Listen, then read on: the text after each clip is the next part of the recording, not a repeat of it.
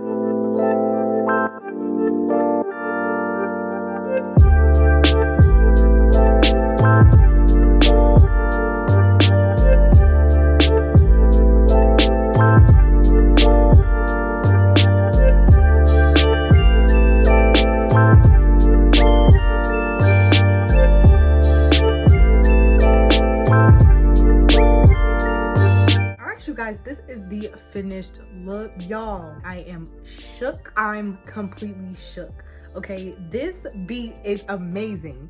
I wanted to go for like a more glam type of beat. Normally I do like a more soft glam, but today I was like, I really want to be like glam, Olivia's song glam, something along those lines. And I've been watching this girl Lachey Glams, y'all. If y'all want real tips on makeup, she is an amazing makeup artist. I've been watching her videos since yesterday. I found her channel and I'm obsessed. So she recommended this Juvia's Place foundation. Guys, this is literally bomb. I got it in the color Kampala, something like that, but it's in the color 340 and I absolutely love this. Like, do y'all see how good this looks? Like, I don't think you guys understand. This is amazing. Today was on sale at Ulta for $14. This is literally crazy how good this beat came out. I also used this new, well, it's not new, but I just bought it today, this black opal foundation stick for my contour, and I love how that came out. So yes, guys, I absolutely love this look. These lashes are actually some lashes that I got with some hair that I received.